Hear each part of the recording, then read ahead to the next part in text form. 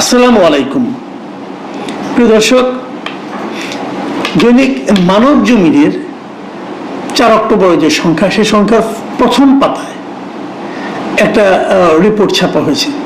রিপোর্টের শিরোনাম হলো প্রফেসর ইউনূস নিজের রেকর্ড নিজেই ভাঙলেন। এটা দেখে আমি একটু আমার কাছে খুব ইন্টারেস্ট ফিল করেছি। আমি কি লেখা হয়েছে, কি নিজের কোন রেকর্ড উনি ভাঙলেন। তো পড়তে যেয়ে দেখলাম যে উনি আগের বার যখন জাতিসংঘ সাধারণ পরিষদে গত বছর যখন ভাষণ দিতে গিয়েছিলেন, সেবার তিনি কতজন নিয়ে গিয়েছিলেন, কতজন নিয়ে যেতে চেয়েছিলেন, এবার কতজন নিয়ে গেলেন, এই সংক্রান্ত এই সংখ্যা বিষয়ক রেকর্ডটা উনি ভেঙেছেন বলে এই রিপোর্টটায় লেখা হয়েছে। তো আমার রিপোর্টে কে লিখেছেন? তো শুরুতে কিছু লেখাটাকে নেই, শেষে দেখলাম লেখা মচৌ জিনিসটা কি আমি ধারণা করি এটা এই পত্রিকা যিনি সম্পাদক মিস্টার মতিউর রহমান চৌধুরী, উনি হবেন হয়তোবা।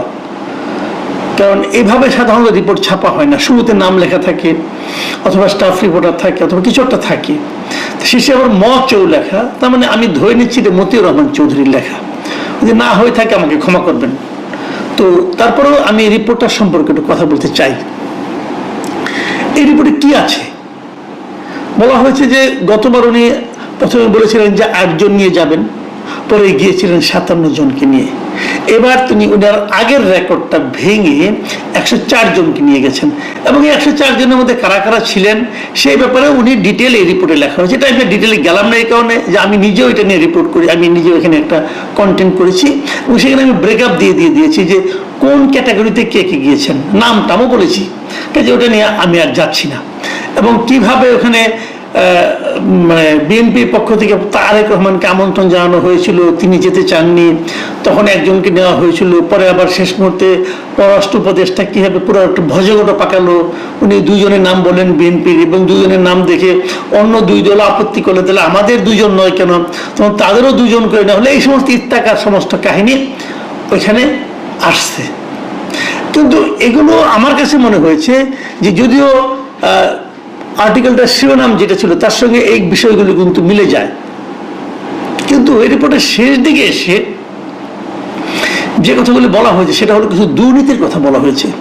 এবং আমার যেটা মনে হয়েছে এই রিপোর্টটা যদিও শিরোনামে যাই থাকুক না কেন, এই যে দুর্নীতির যে বিষয়গুলো, এই বিষয়গুলি আসলে এখানে সবচেয়ে গুরুত্বপূর্ণ।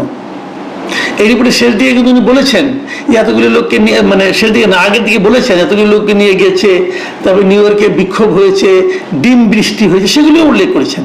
কিন্তু এগুলো উল্লেখ করার পরেও আমার কাছে মনে হয়েছে শেষের দিকে যে কথাগুলি বলা হয়েছে দুর্নীতি নিয়ে, সেগুলি মূল বিষয়।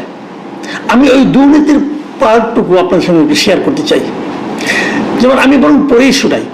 উনি এক জায়গায় লিখেছেন শেষ দিকে এসে যে প্রফেসর ইউনূস হয়তো জানেন না আজকাল আলোচনার টেবিলে রাষ্ট্রীয় অতিথি ভবনের নামও যুক্ত হচ্ছে। চায়ের টেবিলে বিভিন্ন জনের, বিভিন্ন সংশ্লিষ্ট বিভিন্ন ব্যক্তিবর্গের আলোচনায় রাষ্ট্রীয় অতিথি ভবন যমুনার নাম নেওয়া হচ্ছে। কি প্রসঙ্গে নেওয়া হচ্ছে সেটা উনি আরেকটু ডিটেল করেছেন। উনি লিখেছেন অতি সম্প্রতি একটি সরকারি সংস্থার শীর্ষ পদে নিয়োগ দানের জন্য 80 কোটি টাকা দাম উঠেছে। এই জায়গাটুকু আপনারা প্লিজ খেয়াল করবেন। একটা শীর্ষ পদে নিয়োগের জন্য 80 কোটি টাকা দাম উঠেছে। বলা হয়েছে এই নিয়োগ সম্পন্ন হলে একটি বিশেষ স্থানে যাবে 40 কোটি, বাকি 40 কোটি পাবে তৃতীয় পক্ষ। আর যাকে নিয়োগ দেওয়া হবে তার কিছুই করতে হবে না, শুধু বাণিজ্যের কারসাজিতে সায় দিয়ে যাবেন বিনা দ্বিধায়। প্রশাসনিক ক্যাডারের ওই শীর্ষ কর্মকর্তা শেষ পর্যন্ত এই প্রস্তাবে রাজি হননি আখেরের কথা ভেবে। পরবর্তী সময় যখন আসবে, সরকার পরিবর্তন হবে, তখন কি হবে এই কথা ভেবে উনি রাজি হননি।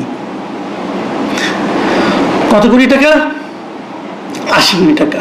2 ভাগ হবে, 1 ভাগ যাবে বিশেষ একটি জায়গায়, তারপরে একজন পাবে 40 কোটি টাকা, আর বাকিগুলি পাবে অন্যান্য কয়েকটি জায়গায়।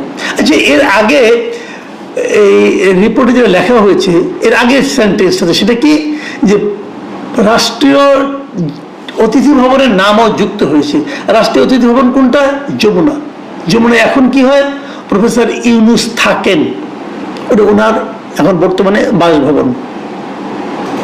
তাহলে এই যে দুর্নীতি, এর সঙ্গে কি ওনার বাসভবনও জড়িত? এই রিপোর্টে কিন্তু সেই ইঙ্গিতটাই দেওয়া হয়েছে যে প্রফেসর ইউনূসের বাসভবনের নামও আজকাল দুর্নীতির সঙ্গে জড়িত বলে উচ্চারিত হচ্ছে। এবং উনি আগে প্রফেসর ইউনূসকে একটু ছাড় দিয়েছেন, কি বলেছেন আবার আপনারা মনে করেন, প্রফেসর ইউনূস হয়তো জানেন না আজকাল আলোচনার টেবিলে রাষ্ট্রীয় অতিথি ভবনের নামও যুক্ত হচ্ছে। মানে উনি জানেন না, হয়তো জানেন কিনা শিওর না, মানে হয়তো জানেন না, মানে ওনার নাম ভাঙিয়ে করা হচ্ছে। অথবা জানেন, যেহেতু উনি হয়তো বলেছেন, মানে ওনার একটু সন্দেহ থাকতে পারে, অথবা একটু ছাড়ও দিতে পারেন উনি, অথবা ভাবছেন সরকারের শীর্ষ পদে যিনি আছেন তার নাম কি করে উচ্চারণ করি, বরঞ্চ একটু হালকা রূপে রাখি, হতে পারে কোনোটাই, আমি জানি না আসলে কি হয়েছে। কিন্তু এই যে রিপোর্টটা, এই যে কথাগুলো, যে একটা পদে নিয়োগ দেওয়া হবে, 80 কোটি টাকা কন্ট্রাক্ট, 40 কোটি টাকা এক জায়গায় যাবে, আরো 40 কোটি টাকা আরেক জায়গায় যাবে, উনি রাজি হননি। যদি রাজি হতেন তাহলে 80 কোটি টাকা খরচ করে যদি রাজি হতেন, তিনি কত এখান থেকে ইনকাম করতেন?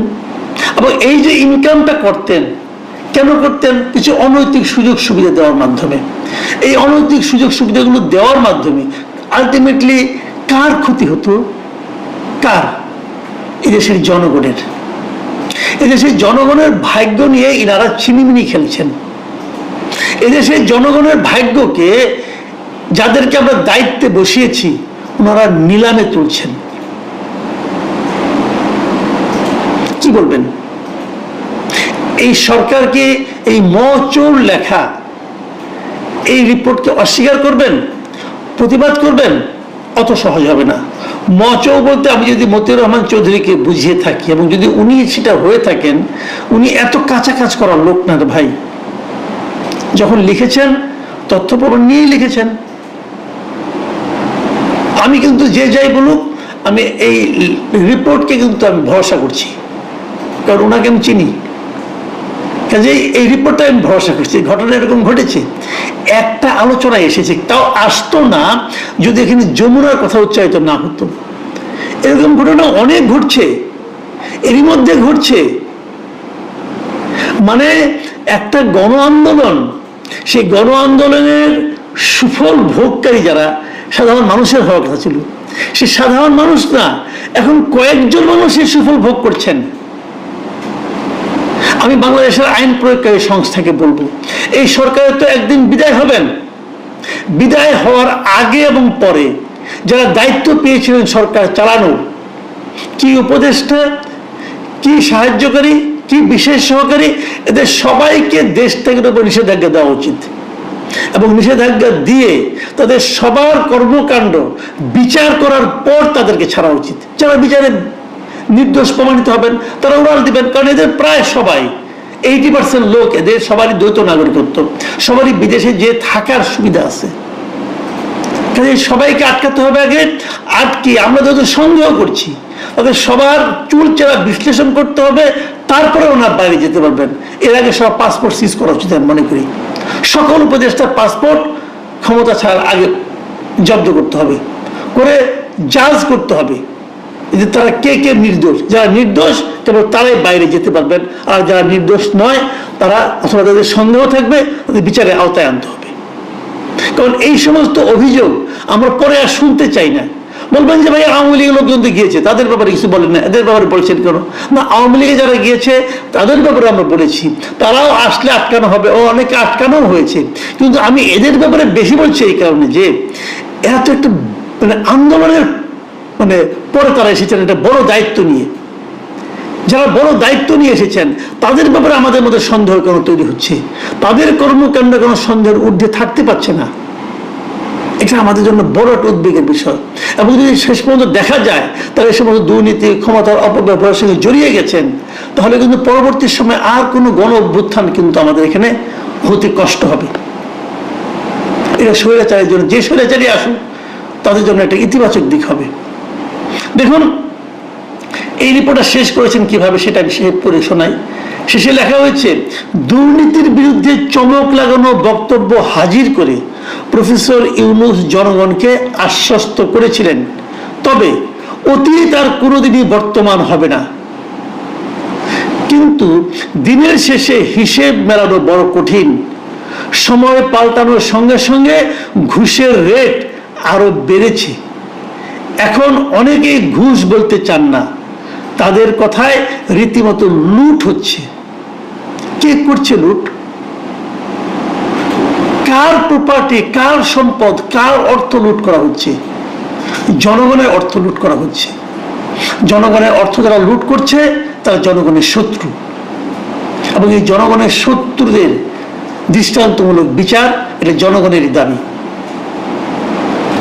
প্রিয় দর্শক, এখন এই পর্যন্তই। আল্লাহ হাফেজ।